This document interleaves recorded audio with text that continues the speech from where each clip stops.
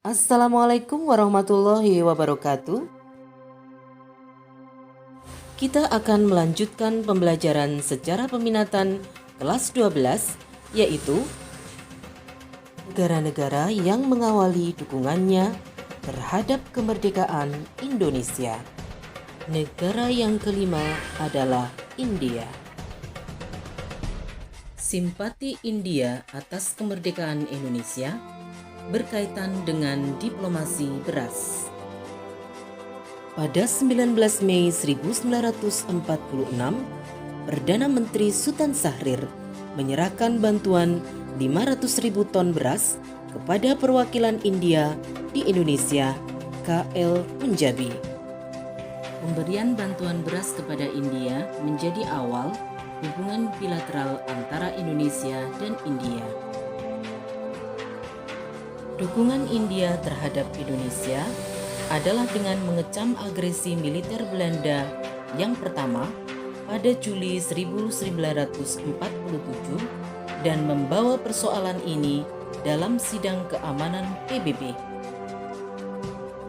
India kembali memberi dukungan kepada Indonesia saat Belanda melancarkan agresi militer Belanda kedua pada Desember 1948.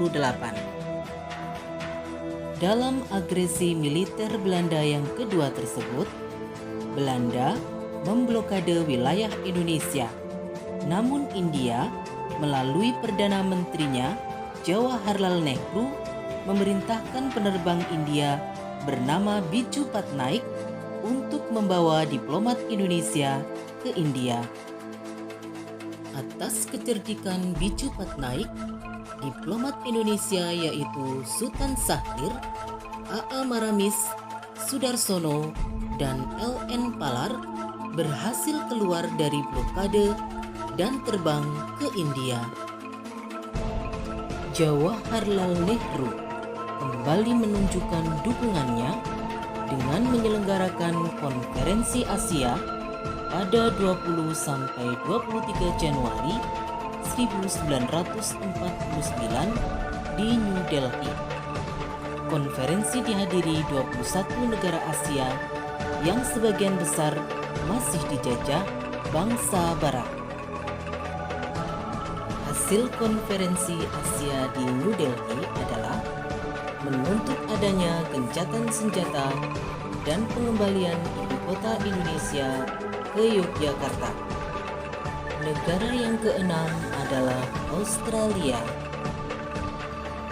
Bentuk dukungan Australia berupa pemboikotan terhadap 6 kapal Belanda di pelabuhan Brisbane pada 24 September 1945. Peristiwa tersebut dikenal dengan nama Black Band.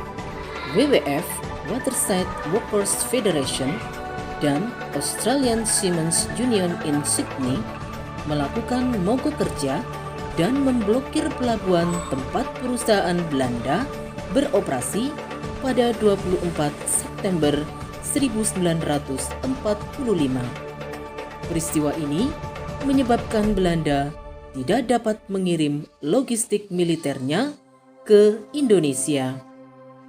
Dalam agresi militer Belanda pertama, Australia mendukung Indonesia dan mengecam peristiwa tersebut serta membawa kasus agresi militer Belanda yang pertama ke sidang Dewan Keamanan PBB. Negara yang ketujuh adalah Vatikan.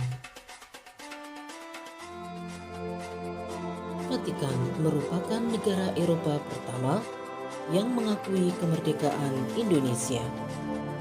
Hubungan antara Indonesia dengan Vatikan telah terjalin semenjak tahun 1940. Hubungan baik antara Indonesia dengan Vatikan tidak terlepas dari peranan seorang uskup Katolik Bumiputra. Ialah Albertus Sugia Pranata. Diplomasi Sugia Pranata berawal saat dia mengirimkan surat kepada Paus Pius XII di Vatikan pada tanggal 18 Januari 1947. Pengakuan Vatikan atas kedaulatan Indonesia ditandai dengan pembukaan Kedutaan Vatikan di Jakarta.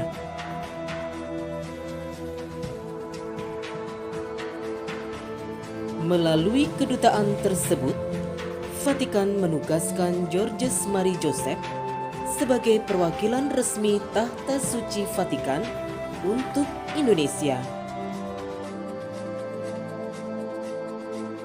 Keputusan Vatikan untuk mengakui eksistensi negara Indonesia dilandasi oleh persamaan landasan dan falsafah kehidupan kenegaraan.